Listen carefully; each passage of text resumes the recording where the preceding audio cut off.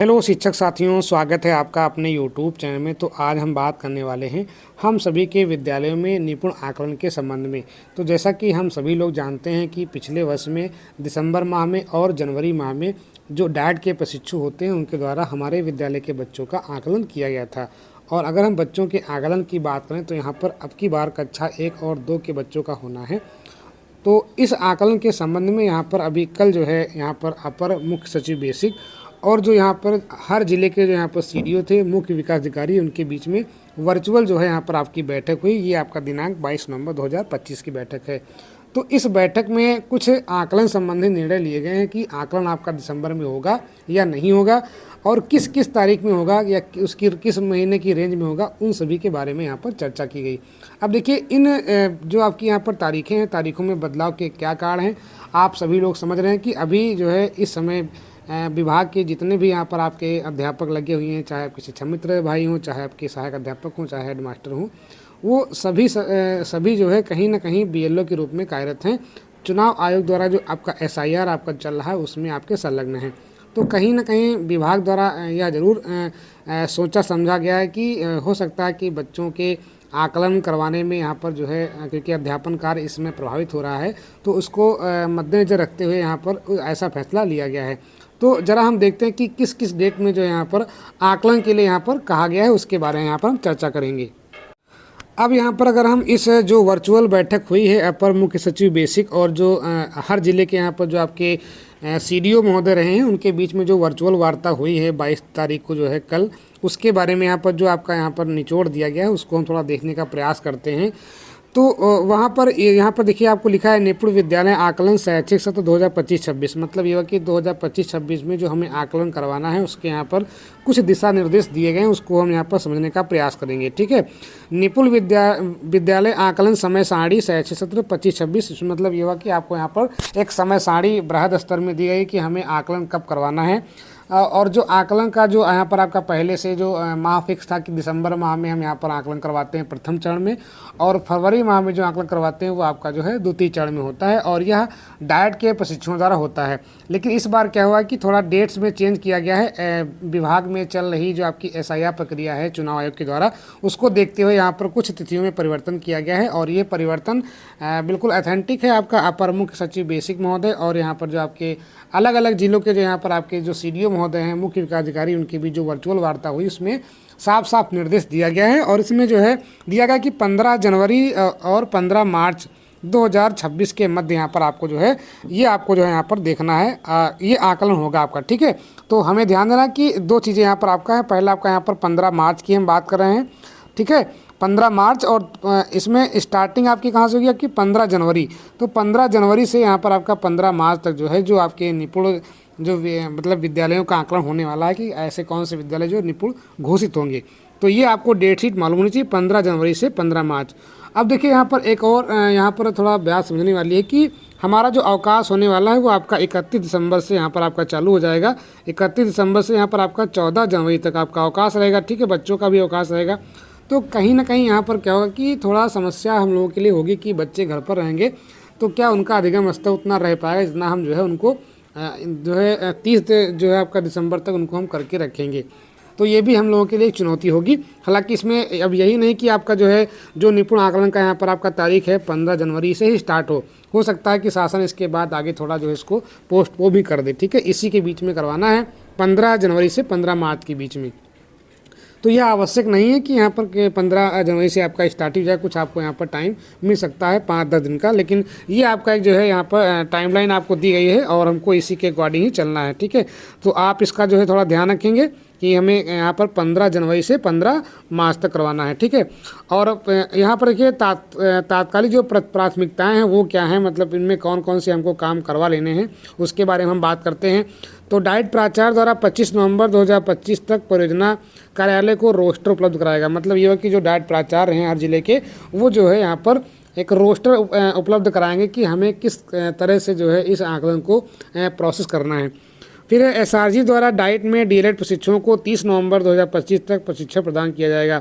जो भी हमारे एसआरजी महोदय स्टेट रिसोर्स ग्रुप होते हैं वो जो है जो भी आपके डाइट के प्रशिक्षु हैं इनको जो है यहाँ पर प्रशिक्षण प्रदान करेंगे और उसी प्रशिक्षण के माध्यम से जो है जो निपुण विद्यालय होंगे उनका आकलन किया जाएगा डाइट के प्रशिक्षुओं द्वारा।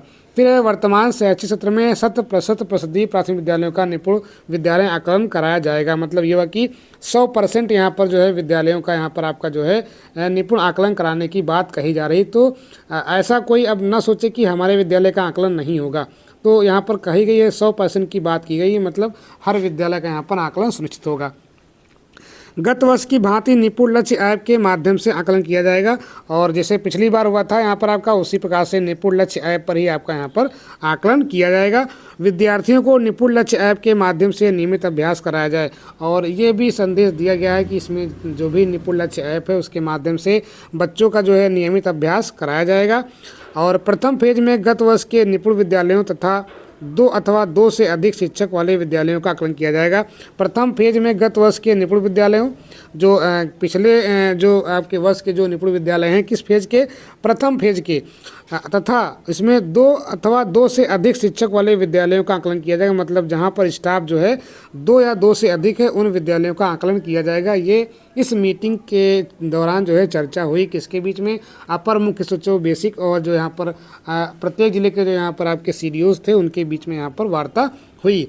तो कहीं ना कहीं एक मोटा मोटा आपका निकल के ये आ रहा है कि आकलन आपका होना है, ये आपका पोस्टपोन थोड़ा हो गया है। जैसे पहले प्रस्तावित होता था आपका यहाँ पर जो है दिसंबर और जनवरी में, लेकिन इस बार क्या हो गया यहाँ पर आपका गर्मी जो शीतकालीन जो आपके अवकाश हैं, जो आपके ठंडी की छुट्टियाँ हैं, तो शीतकालीन अवकाश के जस्ट बाद से यहाँ पर आपका जो है पूरा शेड्यूल आपका जो है ये आपका जो है रन में आ जाएगा कि हमें किस प्रकार से प्रक्रियाओं को जो है करवाना है निपुण आकलन की। तो 15 जो है आपका जनवरी से 15 मार्च तक आपको यहाँ पर 2 महीने में यहाँ पर जो है पूरा का पूरा प्रोसेस हमको जो है निपुण आकलन का करवाना है। ठीक है। और दूसरी बात में जो मुख्य बातें बताई हैं कि किन किन का निपुण आकलन होना है, जहाँ पे 2 से अधिक स्टाफ आपका है। ठीक है। और दूसरी बात जो प्रथम फेज में जो विद्यालय निपुण हो गए थे उनका तो अनिवार्य रूप से करवाया जाएगा। तो यहाँ पर 100% जो है विद्यालयों का निपुण आकलन कराया जाना जो है कहा गया है। तो हम सभी लोग अपने इस सूचना के माध्यम से अपनी तैयारी को आगे हम बढ़ा सकते हैं।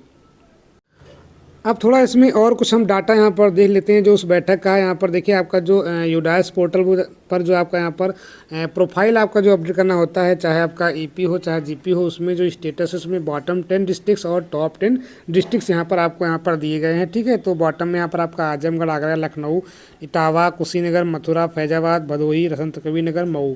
और टॉप 10 में यहाँ पर आपका बहराइच, ललितपुर, बागपत, खीरी, बिजनौर, बाराबंकी, फतेहपुर, अम्बेडकर नगर, जालौन, रामपुर। ठीक है। ये जो है जो आपका स्टूडेंट प्रोफाइल होता है आपका जो है यूडाइस पोर्टल पर, यहाँ पर आपके जो है टॉप, तो यहाँ पर आपका देखिए बाराबंकी जिला यहाँ पर आपका जो है टॉप 6 में आपका यहाँ पर दिया गया है, 6वें स्थान पर यहाँ पर आपका है। ठीक है। पेंडेंसी यहाँ पर आपकी 1.99 है और सबसे ज़्यादा पेंडेंसी यहाँ पर आपकी आजमगढ़ की है। ठीक है। इसके बाद थोड़ा और देखते हैं यहाँ पर आपका जो आपका चला है MBU एंट्री स्टेटस आपका जो दिया गया यहाँ पर आपका, इसको थोड़ा हम देखते हैं। और मैंने MBU स्टेटस कैसे हम बच्चों का अपडेट करें उसके बारे में हमने वीडियो अपलोड कर दिया। अगर आपने उसको नहीं देखा है तो आप जो है उस वीडियो को देख करके अपने विद्यालय का जितने भी बच्चे हैं MBU का डाटा हम कैसे प्राप्त करें, हमारे विद्यालय में किस क्लास में कौन कौन से बच्चे जिनका MBU पेंडिंग है। और देखिए ये बहुत ही मैंडेटरी है, इसकी जो है स्टेट लेवल से भी मॉनिटरिंग हो रही, तो आप जो है इसको अपने विद्यालय में ज़रूर अपना जो है अपडेट कर लें MBU स्टेटस। तो यहाँ देखिए आपका ये आपका 20/11 तक जो यहाँ पर आपका अपडेट है, डेटा एज ऑन 20/11, मतलब ये है कि 9 बजे तक आपका डाटा है ये। ठीक है। और इसमें देखिए टॉप बॉटम 10 आपके डिस्ट्रिक्ट यहाँ पर है, संभल आपका है, बदायूं है आपका, शाहजहांनगर, महाराजगंज, गौतम बुद्ध नगर, अलीगढ़, कुशीनगर, खीरी, मिर्ज़ापुर। तो ये आपके बॉटम डिस्ट्रिक्ट्स हैं। और टॉप 10 जो आपके डिस्ट्रिक्ट्स यहाँ पर आपके हैं ये आपके जो है अमेठी यहाँ पर आपका है, मुजफ्फरनगर, पीलीभीत, रायबरेली, गाजीपुर, शामली, औरैया, आजमगढ़, कानपुर नगर, उन्नाव। ये आपके जो है देखिए तब भी इनका 28% पेंडेंसी इसमें अभी दी गई है। ठीक है। तो कहने का मतलब ये हुआ कि हमें MBU स्टेटस पे बहुत काम करना है। यूडाइस पोर्टल पर आप जब ओपन करेंगे तो वहाँ पर आपका MBU मॉड्यूल आता है, उसमें आप जो है हर बच्चे को चेक कर सकते हैं। अगर आपने उसको नहीं देखा है या नहीं कर पा रहे हैं तो आप इसी चैनल पर वीडियो पड़ा हुआ है, MBU स्टेटस कैसे अपडेट करें, कैसे हम अपने विद्यालयों के बच्चों का डाटा देखें, MBU में कौन कौन से पेंडिंग है उसको हम कर करके अपना जो है MBU डाटा जो है अपना हम सही कर लेंगे। ठीक है। तो ये पेंडेंसी जो है थोड़ा यहाँ पर जो है हम इसको कर लेंगे। ये इस मीटिंग के दौरान इसकी भी चर्चा की गई है। अपार आईडी का यहाँ पर देखिए आपके बॉटम 10 डिस्ट्रिक्ट दिए गए हैं, नीचे के 10 जिले और ऊपर के यहाँ पर 10 जिले दिए गए हैं। मतलब कहाँ कहाँ पर जो अभी डाटा यहाँ पर आपका कम है, पेंडेंसी ज़्यादा है, ठीक है।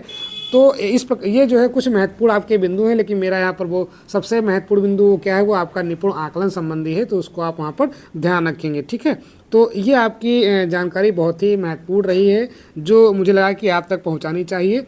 तो अगर आपको वीडियो अच्छा लगा हो, जानकारी अच्छी लगी तो वीडियो को लाइक करें, कमेंट करें, और जो भी ये जानकारी है वो अपने साथियों तक, जो भी शिक्षक साथी आपके सर्कल में हैं उन तक अवश्य करें, जिससे कि मेरा भी मनोबल बढ़ता रहे।